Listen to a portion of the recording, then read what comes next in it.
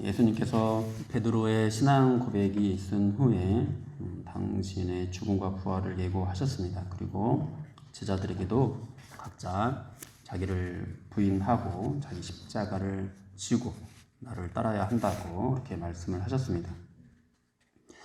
이 말씀은 제자들에게만 주시는 말씀이 아니라 우리들에게도 주시는 말씀이기도 하고요. 그리고 이 말씀은 뭔가 부담을 주고 뭔가 참 이 마음을 어렵게 하기 위해서 주시는 것이 아니라 생명을 주기 위해서 주시는 말씀임에 틀림이 없습니다. 그런데 그런 말씀을 받고 나면은 참 마음 가운데 부담이 되는 것도 어쩔 수 없는 사실입니다. 그래서 참 타락한 인간은 그 십자가의 길을 있는 그대로 받아들이지 못하고 자기 방식과 자기 생각대로 바꾸어 버리게 되는 그런 때가 많이 있는 것 같습니다. 십자가의 길을 가려고 하기보다도 부흥과 번영의 길을 가려고 하는 것이죠. 예수님께서는 이런 인간의 본성을 다 아시고 십자가의 길이 고난으로만 끝나는 것이 아니라 하나님의 영광으로 나타나게 된다라는 사실을 오늘 이 변화산 사건을 통해서 보여주시는데요. 예수님께서 이 변화산에서 제자들에게 영광스럽게 변형된 그 모습을 보여주심으로써 우리가 믿고 따라가는 예수님이 어떤 분이신지, 그리고 그 길을 가는 사람들에게 약속되는 하나님의 나라가 얼마나 영광스러운지를 보여주시는 것입니다. 그리고 그렇게 보여주시는 이유는 다른 것이 아니죠. 이 십자가의 길을 잘 갈 수 있도록, 그리고 그 말씀을 하신 십자가의 길을 가라고 말씀을 하신 그 예수님이 정말로 예수님이 맞다, 그러니까 그리스도가 맞다라는 그 사실을 보여주기 위함입니다. 오늘 1절부터 한번 살펴보면요, 예수님께서 고난과 죽음에 대해서 말씀하시고 나서 엿새가 지났습니다. 우리는 누구라도 십자가의 길을 제안받으면은 아마 두려움과 주저함이 생길 겁니다. 제자들도 예외는 아니었던 것 같습니다. 예수님께서 말씀하신 그 진리가 무엇인지, 그런 일이 있으면 안 된다고 말했던 베드로에게 사탄아 물러가라 이렇게 말을 하면서까지 그렇게 꾸짖는 이유가 무엇인지 제자들은 깊은 생각에 빠질 수밖에 없었을 겁니다.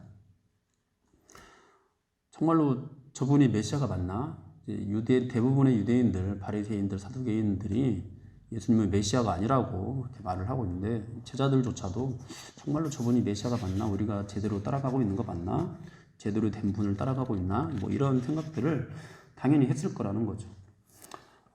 이런 상황에서 예수님께서는 베드로와 야고보와 요한 이 세 명의 제자들만 따로 데리고 높은 산으로 올라가셨습니다. 그리고 제자들 앞에서 변형이 되는 그런 모습을 보여주십니다. 예수님의 얼굴이 해같이 빛나게 되고 또 입으셨던 그 옷이 빛과 같이 휘어졌다고 말씀을 하고 있습니다.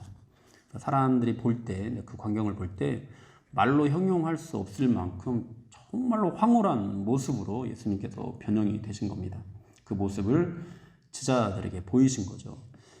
참 믿음의 길을 간다는 것이 얼마나 힘듭니까? 얼마나 어렵습니까? 사람의 일을 생각하지 않고 하나님의 일을 생각하면서 그 길을 걸어갈 수 있다면 참 좋겠지만, 연약한 인간들, 오늘 이 제자들도 마찬가지로 아무런 고민 없이 그냥 십자가의 길 이런 말씀을 들었을 때 아무런 고민 없이 그냥 가는 것, 이것은 참 어렵습니다. 그래서 이제 하나님께서는 오늘 제자들에게 이런 뭔가 하늘의 영광을 맛보게 해주는 이런 경험을 이제 주시는 건데요. 우리도 그렇게 이 주님의 말씀을 따라서 십자가의 길을 가는 것들을 주저할 때, 정말 이 길이 맞는가? 이렇게 어렵고 힘든 길이 맞는가? 라는 어떤 그런 고민들이 들어올 때 참 영적으로 어떤 신비한 체험들, 영광들을 맛보게 해 주시는 것 같습니다. 오늘 제자들에게도 그렇게 고민하고 있을 때 이런 변화 사건을 보여주시는데요.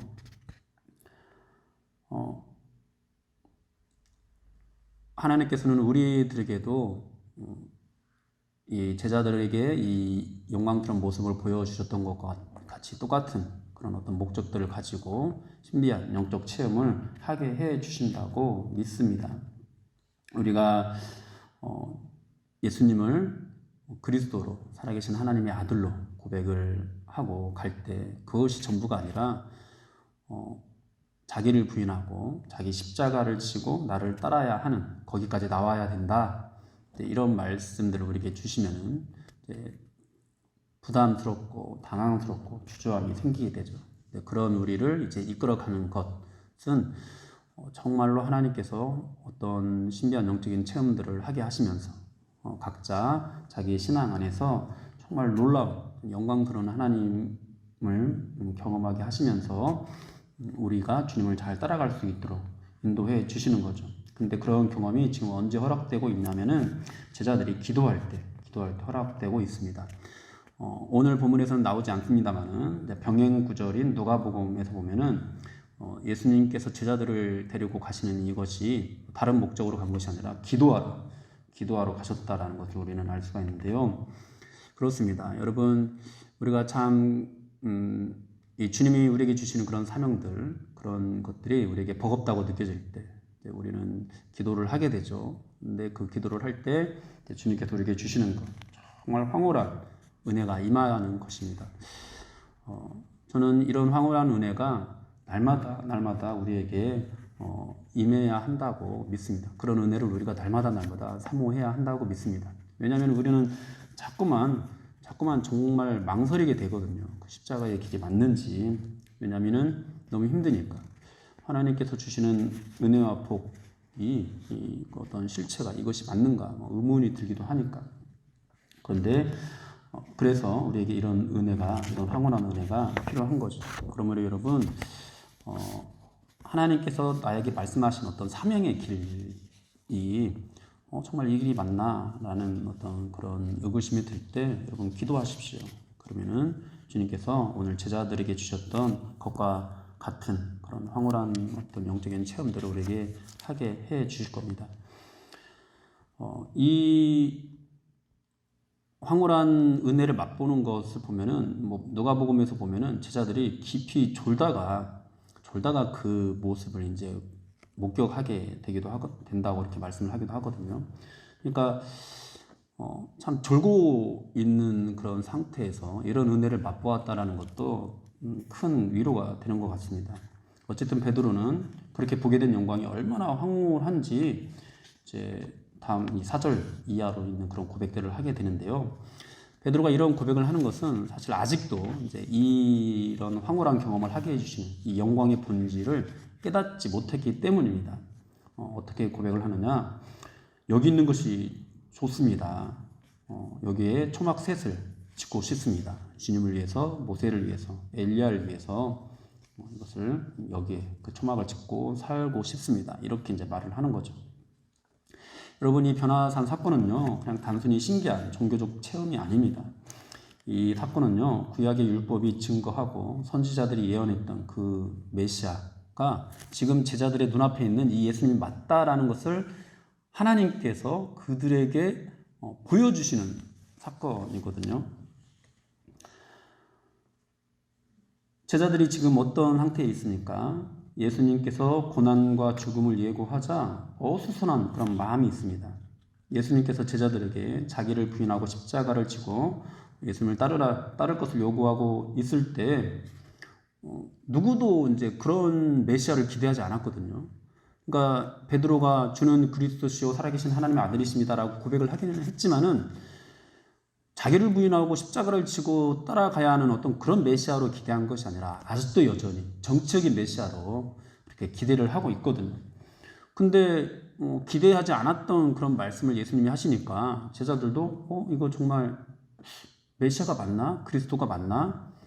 우리가 하나님의 아들을 잘 따라가고 있는 거 맞나? 어떤 이런 상황 가운데 있는 거고, 그리고 그런 상태에서 하나님께서 이들에게 이 변화산 사건을 통해서 이 영광을 맛보게 해 주시는 건데, 이 영광을 맛보게 해 주시는 이유는 뭐냐면은 바로 이 눈앞에 있는 이 예수님, 너희에게 십자가의 길을 가야 한다고 말씀하시는 이 예수가 바로 내 아들 맞다라는 것을 하나님께서 확증시켜 주는 거거든요. 여러분, 우리에게 하나님께서 어떤 황홀한 경험을 하게 해주신다면은 그런 경험을 주시는 이유도 동일합니다. 우리가 영적인 체험을 하게 되는 것도요. 단지 그냥 신비한 체험을 주어서 야, 너 자랑해라, 너 뭐 그런 경험했던 것도 자랑해라, 뭐 이런 것을 위해서가 아니라 우리에게 주시는 그런 말씀들, 특히 이제 십자가의 길을 가야 한다고 말씀하시는 그 말씀을 하시는 그 분이 바로 예수님이 맞다. 그게 그리스도다라는 것을 우리에게 확증해서 보여주기 위해서라는 거죠. 그래서 우리는 이런 신비한 체험을 할 때 우리 안에 정말 새겨야 되는 것은 뭐냐면은 더욱더 십자가를 붙잡아야 하는 겁니다. 그런데 현실은 그렇지 않은 경우가 참 많은 것 같습니다. 오늘 베드로처럼 그냥 그 황홀함에 머물기를 바라는 거죠. 그래서 십자가의 길로 가려고 하기보다도 그냥 그 자리에 머물기를 바라면서 우리도 야, 나도 이런 은혜를 받았었는데 그런 과거의 어떤 추억 속에 내가 경험했던 어떤 영적인 신비한 체험 속에만 머물게 되는 겁니다. 그래서 나도 한때는 이런 은혜 있었는데 라고 하면서 황홀한 경험을 했던 그곳에 초막을 짚고 살아가고 있는 것이죠. 그래서 하나님께서는 분명한 소리로 제자들에게 이 황홀한 경험을 하게 하신 이유를 오늘 본문에서 말씀을 하고 있는데요. 5절에서 보면은 이는 내 사랑하는 아들이요 내 기뻐하는 자니 너희는 그의 말을 들으라 이렇게 말씀을 하고 있습니다. 지금 이 황홀한 경험을 하고 여기서 초막셋을 짚고 살고 싶습니다 라고 말하는 그 베드로에게 지금 그렇게 이 황홀한 경험에 빠져 있으라고 이런 경험을 하게 해주는 것이 아니라 이가 내 사랑하는 아들이다라는 것을 너에게 보여주기 위해서 지금 이 경험을 하게 한 것이라고 분명히 말씀을 하고 있습니다. 그리고 너희는 그의 말을 들으라. 그의 말이 어떤 말이었죠? 자기를 부인하고 자기 십자가를 지고 나를 따라야 한다라는 그 말씀이었습니다. 그 말을 들으라는 거죠. 만일 이 말씀이 없었다면 어떻게 되었을까요? 베드로는 정말로 그곳에 초막을 지었을지도 모릅니다. 그래서요, 여러분 우리가 이 영적인 체험은요, 체험으로만 끝이 나서는 안 됩니다. 말씀이 함께 있어야 합니다. 체험으로만 끝나버리면은 아마 우리는 그냥 그곳에 초막을 짚고 머물러 살게 될 겁니다.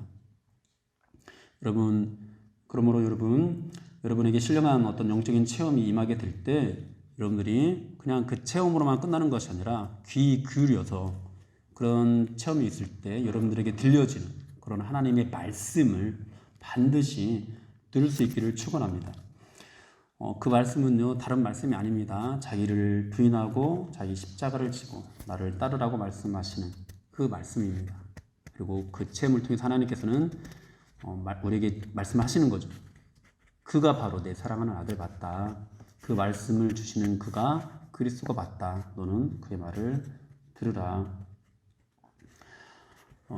근데 그런 말씀, 그의 말을 들으라고 말씀하시는 그런 하나님의 말씀이 있을 때 이제 또 제자들에게서 나타났던 반응이 있는데요. 오늘 본문에서 보니까 엎드려서 심히 두려워했다라고 말씀을 하고 있습니다. 참 그런 것 같습니다. 이런 말씀이 우리에게 들려질 때 아무리 황홀한 그런 경험이 함께 있다고 해도 이 말씀이 우리를 두렵게 합니다. 이 말씀이 우리에게 임해서 참 똑바로 설 수 없도록 그렇게 우리에게 다가오는 것 같습니다. 그러나 여러분 또 예수님께서는 그런 상태로 또 제자들을 그냥 내버려 두지 않으셨습니다. 친히 또 베드로에게 가셔서 그에게 손을 대셨습니다. 만져주셨습니다. 그리고 두려워하지 말라고 말씀을 하고 있습니다. 이 하나님의 거룩한 말씀은 항상 우리를 두렵고 떨리게 하지만은 그 두려움 속에서 우리가 고개를 들게 해주시는 분, 바로 예수님이라는 것을 오늘 본문을 통해서도 보여주고 있는 것이죠. 사랑하는 여러분, 우리에게 어떤 사명의 길, 자기를 부인하고 십자가의 길을 가야 한다라는 그런 말씀을 우리에게 주실 때 혹시 여러분들 중에서도 그냥 두려워서 망설여져서 그 자리에 그냥 가만히 아무것도 하지 못하고 고개조차 들지 못하고 있는 분들이 있으니까 우리 죄를 대신해서 십자가에 죽으시고 부활하신 예수님의 은혜와 사랑이 여러분들을 만져주게 되기를 축원합니다. 그래서 두렵고 떨림 속에서 새로운 어떤 결단과 각오로 우리가 일어설 수 있었으면 좋겠습니다. 다른 것으로 일어설 수 없는 것 같아요. 말씀이 있을 때 막 두려운 가운데서 우리를 일어서게 하는 것은 예수님의 만지심으로만 가능하게 되는 것 같습니다. 그리고 우리가 이제 고개를 들면, 그렇게 예수님의 만지심을 통해서 고개를 들면 우리에게 또 일어나게 되는 일들, 오늘 8절 말씀인데요. 제자들이 눈을 들고 볼 때 오직 예수 외에는 아무것도 보이지 않았다고 말씀을 하고 있습니다. 주님께서 우리를 만져주실 때 우리가 이제 고개를 들어서 보게 되면요, 우리 앞에 남게 되는 것 단 하나이어야 합니다. 그것은 바로 예수 그리스도입니다. 황홀하게 했던 모세나 엘리야는 다 사라지고 오직 예수님만 제자들에게 지금 보이고 있습니다. 여러분은 신비한 체험 뒤에 무엇이 보이셨습니까? 혹시 모세나 엘리야, 그러니까 뭔가 막 대단한 능력을 일으켰던 그래서 이제 정말 군사적인 그런 메시아를 기대하게 하는 그런 모세나 엘리야가 보이셨습니까? 여러분, 그런 것들이 보이는 것이 아니라 지금 십자가의 길을 가고 계시는 그 예수님만 여러분들 눈에 보이게 되기를 축원합니다. 오직 예수님의 말씀만 듣고, 그래서 이 변화산 사건을 통해서 이 신비한 체험을 하게 하신 그 목적이 여러분들의 그 신비한 체험 속에서 반드시 나타나게 되었으면 좋겠습니다. 오늘 이 놀라운 영광의 체험이 졸고 있던 제자들에게 주어졌다는 것, 이것이 다시 한번 우리에게 참 위로가 된다라는 말씀을 주고 싶은데요. 여러분, 우리가 이 시간에도 나와서 참 항상 좀 깨어 있지 못하는 경우가 있는 것 같습니다. 새벽 시간이고 졸리다 보니까 참 우리도 모르는 사이에 피로에 이렇게 빠져들게 되는 때가 있는데요. 여러분, 그런 가운데서도 하나님께서는 제자들에게 이 영광을 맛보게 해 주셨다라는 것. 그러므로 오늘 우리가 아무리 필요한 중에 있고 있더라도 하나님께서는 그런 영광을 맛보게 해 주신다라는 것, 우리가 기대할 수 있을 것 같습니다. 여러분, 오늘 기도할 때 오늘 이 제자들에게 임했던 그 황홀한 경험들이 오늘 또 임하고 또 내일도 임하고, 우리가 졸든지 알든지 그것이 상관없습니다. 우리 하나님은 너무나 은혜로운 분이셔서 그것들을 맛보게 해주십니다. 그리고 그런 황홀한 경험들이 우리에게 우리가 그것을 맛보게 될 때 다른 것들이 우리에게 남게 되는 것이 아니라 우리에게 그 자기를 부인하고 자기 십자가를 지고 나를 따르라고 말씀하셨던 그 예수님만 남게 되는, 우리가 그 황홀한 경험을 할 때는 모세도 보이고 엘리야도 보이고 할 수는 있습니다만은 분명히 하나님의 음성을 듣고 우리가 고개를 들게 되었을 때 우리 이제 눈앞에 남게 되는 것은 다른 그 어떤 것이 아니라 예수님만 남게 되어서 정말로 이는 내 사랑하는 아들이요 내 기뻐하는 자다라는 그 음성을 따라서 오직 이제는 그 예수님만 말씀만을 우리가 듣고 그 예수님의 말씀을 따라가게 되는 그런 은혜가 저와 여러분들에게 충분하게 나타나게 되기를 주님 이름으로 축원합니다.